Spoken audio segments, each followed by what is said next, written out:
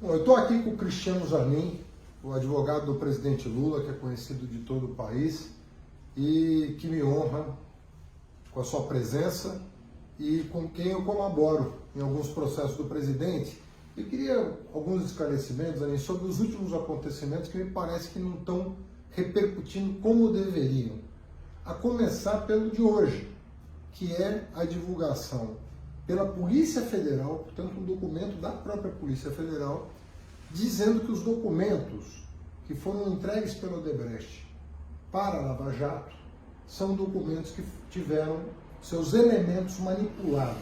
O que significa dizer que aqueles documentos não são fiéis ao sistema da própria empresa e que podem ter sido usados, portanto, para tanto favorecer amigos como prejudicar adversários da imprensa. Eu queria que você explicasse para quem está nos ouvindo o que está em jogo num caso tão grave como esse e que eu acho que não está recebendo da parte da imprensa a devida atenção.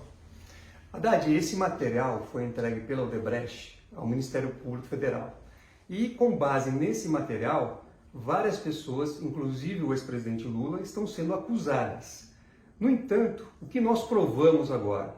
Que esse material foi manipulado antes de ser entregue pela Odebrecht ao Ministério Público. Não é uma cópia fiel do material que foi apreendido na Suíça, como sempre disseram. Ao contrário, é uma outra cópia e que, segundo a própria Polícia Federal, contém indícios fortes de que foi manipulado. Então, esse material não pode ter valor probatório nenhum, nem no Brasil e nem no exterior, para onde também foi mandado. Vários países receberam cópia desse material. Agora, Zanin, óbvio que eu vou fazer uma pergunta retórica para você, mas o ouvinte merece uma resposta. Não seria o mínimo você checar a veracidade daquele documento, atestar a veracidade do documento, antes de qualquer ação judicial contra quem quer que seja, ainda mais envolvendo personalidades de outros países com os quais a justiça brasileira está colaborando? Não seria um procedimento quase que protocolar garantir que aqueles documentos eram reais, uma cópia real do sistema do Odebrecht, antes de qualquer outra providência? Sem dúvida alguma. Até porque, quando esse material foi entregue ao Ministério Público Federal, isso foi documentado em um processo específico. E nós, ao longo do tempo, pedimos acesso pleno a esse processo específico, para poder verificar exatamente se esses elementos eram fidedignos e quais eram os problemas eventualmente existentes com esse material.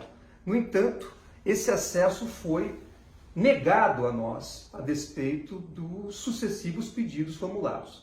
Nós conseguimos, então, apenas agora fazer uma nova perícia nesse material e essa perícia apontou todos esses vícios, todos esses problemas que nós estamos aqui apontando.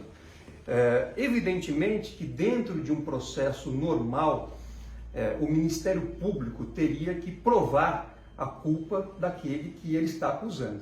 Agora, nesses casos que envolvem o ex-presidente Lula, lamentavelmente, de forma incorreta, esse ônus de provar a inocência foi transferido a ele, o que não é certo.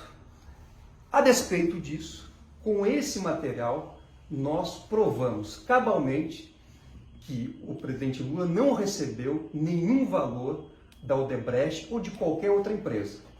Mesmo no sistema que foi entregue pela Odebrecht ao Ministério Público, não consta o nome do presidente Lula. Agora, qualquer ilação que eles queiram fazer usando esse material, também não pode ser feito, porque nós provamos agora que esse material, segundo a própria visão da Polícia Federal, não tem nenhum valor probatório, porque foi manipulado pela própria Odebrecht. Agora, sendo um fato novo dessa gravidade, ele pode ser utilizado, a perícia, lembrando que o perito é da própria Polícia Federal, não é um perito que você indicou para o juiz. É a própria polícia que pela são peritos oficiais. São peritos oficiais. Exato. Diante de um fato novo, desta relevância, e envolvendo o direito penal, que fere talvez o maior valor que uma pessoa possa ter, que é a própria honra. Essa documentação vai ser levada a todos os processos aos quais o presidente Lula responde, e nós esperamos com as consequências que são cabíveis e são, obviamente, o que se espera do Poder Judiciário. Sem dúvida, porque primeiro você tem uma situação em que vários documentos ingressaram no país sem o procedimento previsto em lei. Quando você tem a importação de documentos para serem usados em processos penais, você tem um procedimento específico que deve ser seguido. Isso não ocorreu. E agora o que nós estamos mostrando é que os documentos que vieram para o Brasil, que estão sendo utilizados para acusar e condenar pessoas, não são documentos idôneos, não são documentos que possam servir de prova nem contra o presidente Lula e nem contra outras pessoas. Daniel, eu queria entrar num outro tema quente dos últimos dias, que é a tentativa do Ministério da Justiça, por meio do ministro Moro, de enquadrar o presidente Lula na Lei de Segurança Nacional, de conhecimento geral, que é a lei da ditadura militar, para perseguir adversários políticos. O que de fato ocorreu? Esse diz que me diz, o que de fato ocorreu? Houve de fato o pedido do Moro para o enquadramento do presidente na Lei de Segurança Nacional? Houve, verdade. O ministro Sérgio Moro encaminhou uma requisição para a Polícia Federal para que instaurasse um inquérito contra o presidente Lula por suposta ofensa à honra do presidente Bolsonaro. Antes de tudo, é preciso lembrar o seguinte: no vídeo que foi usado pelo ministro Moro para tentar abrir esse inquérito, como de fato ele foi aberto, não há referência ao presidente Bolsonaro. Então já houve ali um erro factual do ministro Moro ao fazer essa requisição. E o enquadramento jurídico que ele buscou fazer nesse ofício que requisitou o inquérito é o da Lei de Segurança Nacional, porque existe um artigo, o artigo 26 da lei, que prevê o enquadramento nesse diploma sempre que houver alguma ofensa à honra do presidente da República. Então, o presidente Lula não ofendeu a honra do presidente da República e tampouco poderia ser enquadrado na Lei de Segurança Nacional, que é uma lei da época do regime militar. Mas o inquérito foi instaurado, a expressa referência à Lei de Segurança Nacional na portaria de instauração do inquérito, e o ministro Moro foi comunicado formalmente em novembro do ano passado de que havia esse inquérito contra o presidente Lula com base na Lei de Segurança Nacional. Então, esses documentos não permitem que haja qualquer afirmação em sentido contrário. Isso está tudo documentado. Agora, parece ser uma prática do Moro, diante de evidências como essa, dizer que se confundiu, que houve um erro. O seu escritório de advocacia, na condição de advogado do presidente Lula, foi grampeado pelo Moro. Exato. Quando o ministro Teori perguntou a ele se ele mandou grampear, ele disse que não mandou grampear, que ele não sabia que aquele número se referia ao seu escritório. O que é uma ilegalidade absurda, grampear um advogado de uma pessoa que está sendo investigada.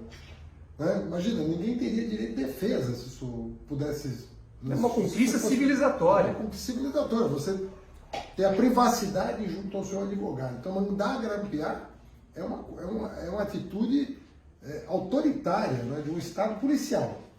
Aí o ministro Teori, do STF, pergunta se ele mandou grampear.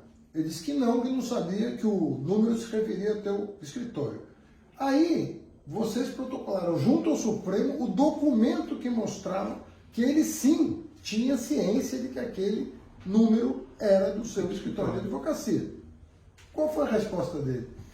Naquele momento, o Moro respondeu ao ministro Teori que estava muito atarefado e que não teve tempo de ver o ofício, o que não pode ser aceito, porque é inclusive um dever do juiz verificar o que consta no processo. Ele tinha o dever e ele sabia que estava grampeando os advogados do presidente Lula. Tanto sabia que existem planilhas que mostram que as nossas conversas entre advogados foram acompanhadas em tempo real pela Polícia Federal, pelo Ministério Público Federal do Paraná e pelo juiz Moro.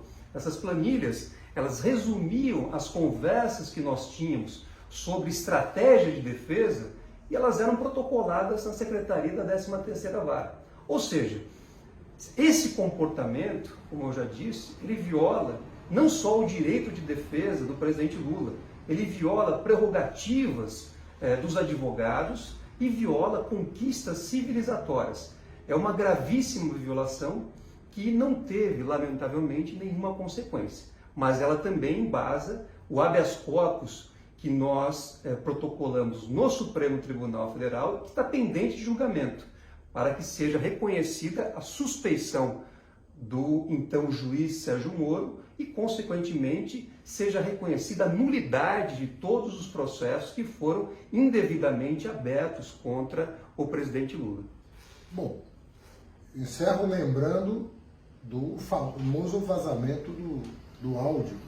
Ele não só grampeou a presidente Dilma, né, o que é ilegal, sem o consentimento do Supremo Tribunal Federal, como vazou seletivamente e ilegalmente alguns áudios para passar uma imagem errônea, depois se soube, do que de fato o presidente Lula pretendia ao assumir a chefia da Casa Civil.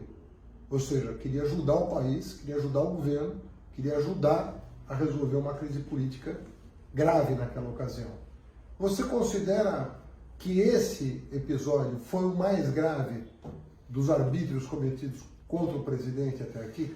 Esse é um gravíssimo episódio, mas longe de ser isolado, ele compõe um universo de ilegalidades e arbitrariedades que foram praticadas na Lava Jato contra o presidente Lula e também contra outras pessoas. Não existe, Haddad, combate à corrupção usando de meios ilegais. O combate à corrupção deve ser feito. Agora, ele não pode ser utilizado como uma bandeira para perseguir pessoas usando aquilo que nós denominamos o lawfare, que é o uso estratégico do direito para fins de deslegitimar e perseguir inimigos políticos ou outros inimigos que estejam ali numa situação. Lenin, nós estamos na expectativa de que o habeas corpus seja julgado.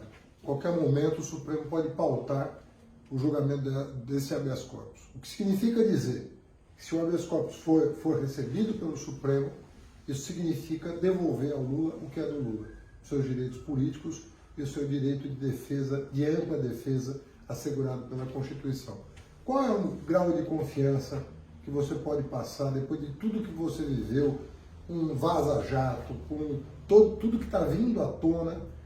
Nós podemos confiar de que a justiça pode ser feita? E, por fim, além do Supremo, a ONU. Quando é que a ONU se manifesta a respeito daquelas liminares concedidas para que o Lula participasse do pleito de 2018? Ou seja, o que eu estou querendo passar aqui para quem está nos ouvindo é uma sensação de que a gente possa voltar à normalidade democrática e que o Lula recupere os seus direitos e possa decidir, né, como ele pode contribuir da melhor maneira para os destinos do país. Haddad, como advogado que conduziu esse habeas corpus do Supremo Tribunal Federal, eu posso te dizer que lá existem inúmeros elementos para que seja reconhecida a suspeição do então juiz Moro. Ele grampeou advogados, ele indeferiu todas as provas que nós buscamos fazer, ele promoveu uma devassa na vida do presidente Lula, ele coordenou a acusação contra o presidente Lula. A Vaza Jato depois reforçou tudo o que nós dissemos desde 2016. É sempre preciso lembrar que o juiz não só tem que ser imparcial, como ele tem que parecer também imparcial perante a sociedade. Depois de tudo que nós mostramos, depois do que a Vaza Jato mostrou, Será que alguém pode ter dúvida de que o Moro não propiciou um julgamento justo, imparcial e independente ao presidente Lula? Eu acho que essa dúvida não existe, não pode existir mais. Então é por isso que nós confiamos tanto que esse habeas corpus tem que ser acolhido pela Suprema Corte. Claro, cada ministro terá que fazer a sua análise, mas são muito sólidos os fundamentos que foram apresentados. Em relação ao processo que tramita no Comitê de Direitos Humanos da ONU, ele foi protocolado em julho de 2016 e nós fomos atualizando, eu e Valesca, esse processo ao longo de todo esse tempo. Então, o comitê tem nos autos todos os elementos também para reconhecer que houve violação aos direitos internacionais, ao Pacto Internacional de Direitos Civis e Políticos, na condução do processo contra o presidente Lula. Então, nós também temos a expectativa de que esse comunicado, que foi o primeiro comunicado individual feito por um brasileiro ao Comitê de Direitos Humanos da ONU, venha a ser julgado no futuro próximo e que possa restabelecer ou ajudar o país, o Brasil, a reencontrar o trilho da legalidade, do devido processo legal. Bom, eu conversei aqui com o Dr. Zanin, que é meu colega aqui na defesa do presidente Lula, alguns minutos. Mas eu quero já prometer, e ele já concordou, que a gente faça uma entrevista longa sobre tudo que está acontecendo no Brasil. Não vamos falar só dos casos do Lula, eu quero a tua visão mais ampla sobre o significado disso para a história do Brasil, o que isso significa em termos mundiais, que você tem rodado o mundo e há uma preocupação enorme com a questão do lawfare, que é essa guerra jurídica para fazer política, né? Que está afetando a democracia de vários países, e eu acho que com mais tempo a gente vai poder esmiuçar e esclarecer muitas dúvidas, né, de quem nos ouve nesse momento. Muito obrigado. Obrigado, Dade. Será um grande prazer, e conversar com você é sempre uma honra, e tenho certeza que a nossa próxima conversa também vai ser muito produtiva. Maravilha.